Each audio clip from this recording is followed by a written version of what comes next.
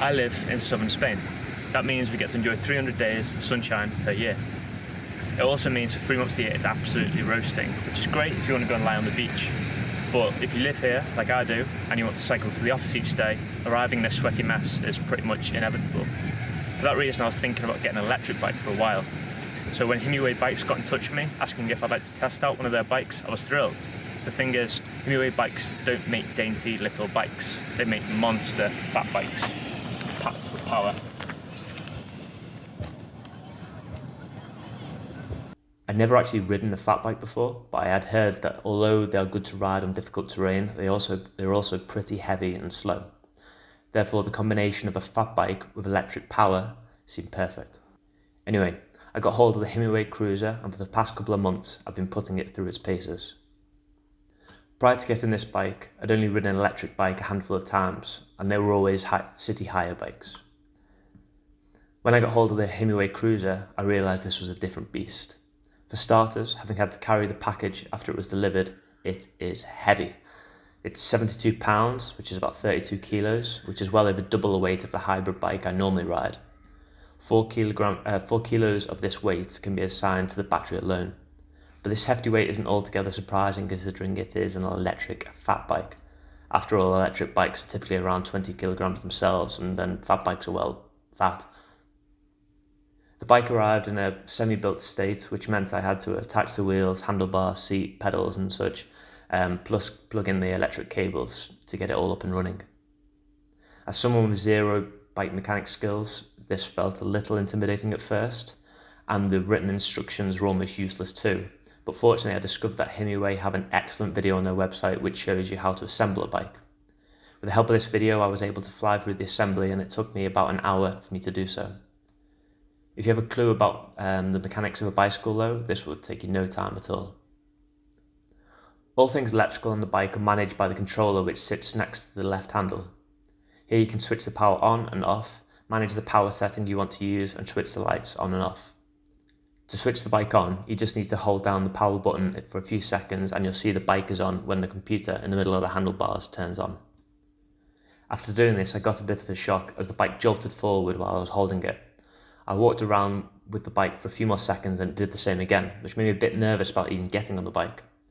Then I realised the bike actually has a throttle on the right handlebar, and I'd been unwittingly turning it as I walked with it. With this newfound information, I started to trust the bike a bit more and decided to take it for its first ride. The bike has 5 power settings which you can shift through easily by pressing the plus and minus buttons on the controller, with 1 being the least power assistance and 5 being the most. Electric bikes take a few minutes to adjust to after riding normal bikes for years, because the power assistance kicks in as you pedal, so if you don't pedal there's no assistance unless you turn the throttle. On the lowest power setting, 1, and with the least pedaling effort possible, the bike's speed starts at around 10 kilometers an hour, which is about 6 miles per hour, while on the bike's top power setting, which is 5, you'll be buzzing around at a steady 25 kilometers an hour, which is about 15 miles per hour. For 90% of the time that I'm riding, I use the full power. However, as I'm leaving or arriving at my destination, I'll often lower the power, or if I'm stuck in stop-start traffic, I'll also lower the setting to ensure I don't unexpectedly plough into someone in front of me. The Himiway Cruiser also has a 7-speed Shimano gear with an easy-to-use thumb shifter on the right handle. At this point, I should probably go back to talk about the throttle. After all, why does a bike need a throttle? At least that's what I thought at first. It's a nice to have on flat terrain as you can move off with no effort, but when you face moving off on a steep hill, the throttle is indispensable with such a heavy bike, really. There's a junction on a hill halfway through my commute. The first time I tried to do it on this bike, I wasn't that accustomed to the throttle, and I simply couldn't move the bike forward as it is such a heavy bike. However, with a few days of practice, I got it down. When approaching this junction, I drop into the lowest gear, and then when I move off, I don't even worry about pedaling at first. I just turn the throttle and the bike starts climbing of its own accord until I start assisting it. At this point, I wouldn't even consider getting an electric fat bike unless it did have a throttle. The 840 watt battery pack for the Himiway bike sits on top of the down tube and requires a key in order to remove it. The good news here is that the battery is extremely easy to attach and remove. You can check the battery level at any time by holding down the button on top of the battery, which shows the power level. Himiway say that this bike has a range of roughly 35 to 60 miles, with them saying that you can get 60 miles of use when you use the lowest power setting, and around 35 miles on the highest power setting.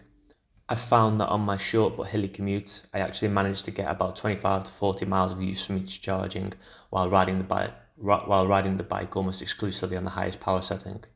For me, this equates to about a week's worth of commuting from each charge. When it comes to charging the battery pack, it takes about 3 to 4 hours to charge it from empty to completely full. One of my pet peeves in life are bicycle lights. If you get removable bike lights, they're easy to charge, but you always have to carry them around in your pockets or your bag, or you get fixed bike lights, and then they're great until you need to fiddle around to remove them so they can get recharged. I used to have dynamo lights on my old bike. I simply love the convenience of them, as you never have to worry about your lights. And while the Himiway doesn't have a dynamo light, it does have built-in front and back lights that take energy from the battery pack. For me, this is ideal, and you can simply switch the lights on and off as you wish from the handlebar controller. Now, I've mostly been speaking about the electrical aspects of the Himiway Cruiser, but I'd like to mention the fat bike elements. After all, this is a big bike.